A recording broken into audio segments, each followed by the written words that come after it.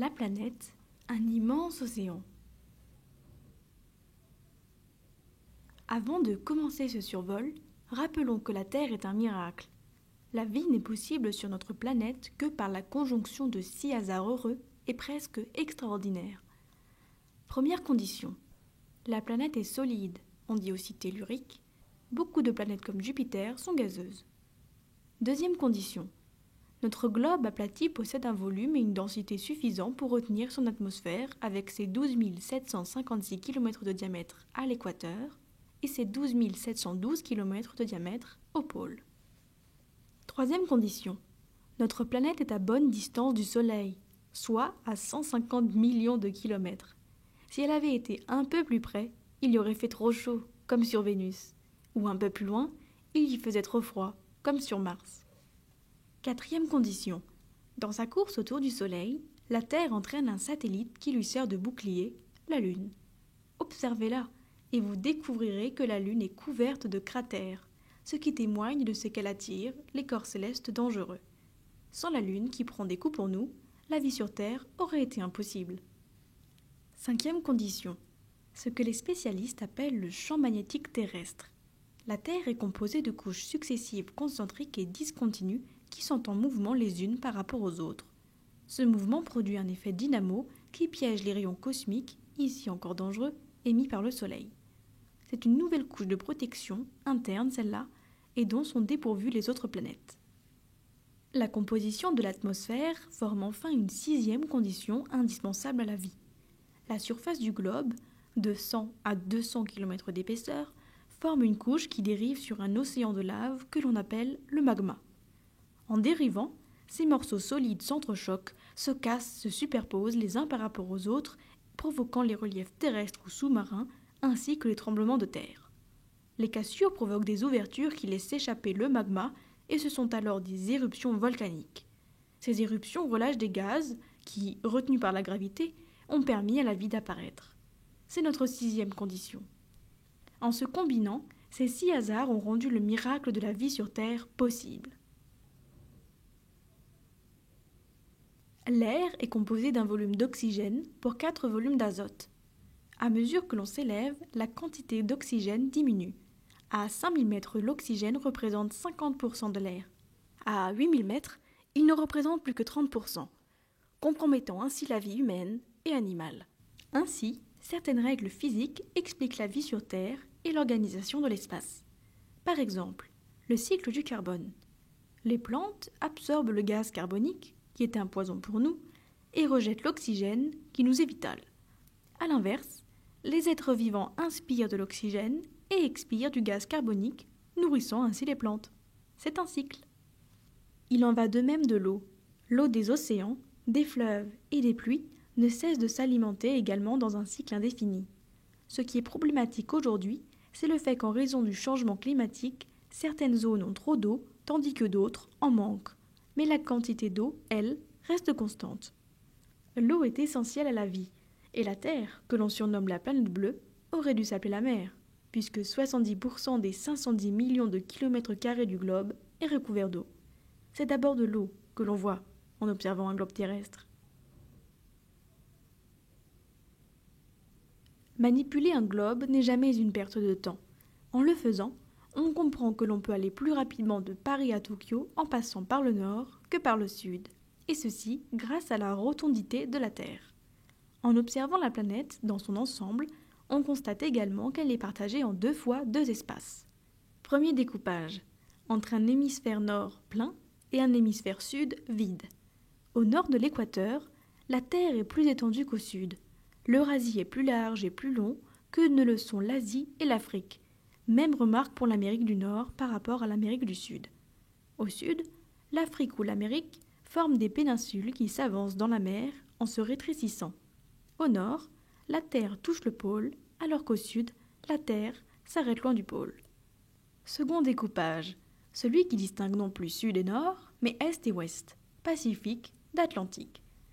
Il est facile de voir que, contrairement à ce que les journalistes nous expliquent, le Pacifique ne sera jamais le centre du monde, qui se trouve plutôt vers l'Iran. Et ceci car le Pacifique est un désert océanique qui couvre plus d'1 tiers de la planète. L'océan Pacifique représente en largeur 2 fois l'océan Atlantique. Il y a donc là encore une partie pleine et une partie vide. Observer un globe terrestre, c'est aussi prendre conscience de l'importance et de la diversité des pôles. Il suffit de comparer les deux pôles pour que leurs différences sautent aux yeux. Le pôle Nord est une sorte de Méditerranée, tandis que le pôle Sud est un continent. Le pôle Nord, ou Arctique, est un océan entouré de terre.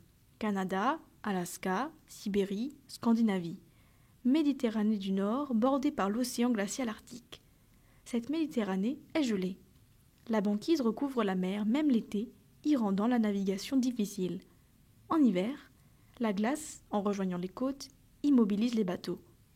Les températures oscillent sur les côtes entre moins 30 degrés l'hiver et 1 ou 2 degrés, ce qui libère une partie de la voie navigable. Avec le réchauffement, ce que l'on appelle le passage du nord-ouest au nord du Canada se libère progressivement, raccourcissant de 7000 km le passage entre l'Atlantique et le Pacifique. Le pôle Sud, ou Antarctique, est une immense île continentale de la taille de l'Australie et traversée de montagnes, parfois avec des sommets de plus de 5000 mètres, et des volcans, recouverts d'un immense glacier, l'Inland 6. Le froid y descend en dessous de 70 degrés. Sur cet immense glacier, les vents soufflent à plus de 300 km/h. Bref, le pôle Sud n'est pas une terre à mettre un esquimau dehors. À l'opposé climatique et géographique, si l'on continue à observer notre globe, on trouve la ligne équatoriale qui partage la Terre en son milieu. Si au pôle, il y a 2 saisons, l'une d'été, pas de nuit, et l'autre d'hiver, pas de jour, qui se succèdent en 2 phases de 6 mois chacune, à l'équateur, il n'y a pas de saison. Tout au long de l'année, les jours et les nuits y durent autant. C'est le point du globe, non plus le plus chaud, mais le plus humide. Cette humidité, 50%, combinée à une température élevée, 30 degrés, rend cette zone peu propice à la vie humaine et à l'inverse très favorable aux végétaux, bactériens, insectes et autres reptiles qui y grouillent. Pour comprendre le mouvement des saisons, il faut donc tenir compte de la durée et de l'axe de rotation de la Terre par rapport au Soleil, mais aussi de la rotation de la Terre sur elle-même, suivant un axe qui passe par les pôles. La planète tourne simultanément sur elle-même et autour du Soleil en décrivant une ellipse. La Terre possède un axe de rotation autour du Soleil un peu penché qui n'expose pas toujours les mêmes faces de la même façon vers le Soleil. Ceci explique le fait que lorsque l'hémisphère nord est plus exposé au Soleil, cela correspond à une moindre exposition de l'hémisphère sud, et inversement. Les pôles influencent le climat. Les pôles pulsent de l'air froid comme un climatiseur. De son côté, l'équateur est à la fois un chauffage et un vaporisateur.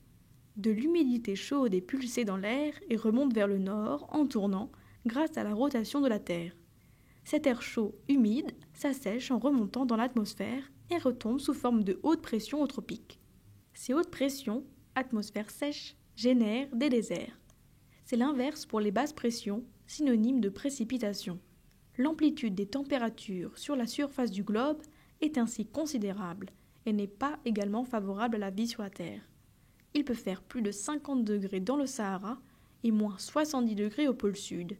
La population humaine se concentre ainsi partout dans des zones tempérées, sur les côtes ou dans des régions d'altitude équatoriale ou tropicale. La combinaison de la position sur le globe terrestre et de l'altitude offre ainsi une première série de causes pour expliquer le climat. Mais le climat varie aussi en fonction des époques.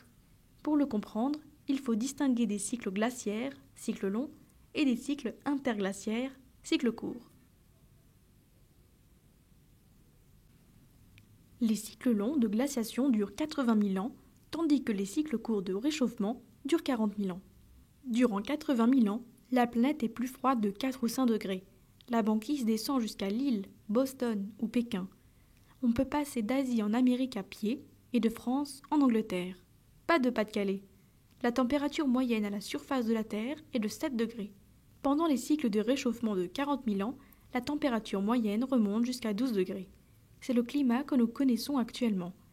La dernière période glaciaire s'est achevée il y a 14 000 ans et nous sommes donc entrés dans un cycle court de réchauffement. Dans 25 000 ans, devrait surgir une nouvelle glaciation. Comment avons-nous la preuve de ces cycles ? En faisant fondre de la glace enfouie profondément on peut extraire du gaz que l'on analyse et qui nous donne la composition de l'air à l'époque, et donc le climat. Plus on creuse profond, plus on remonte dans le temps. À l'intérieur de chaque cycle, petit ou grand, on peut d'ailleurs déceler des variations de température, plus ou moins 2 degrés.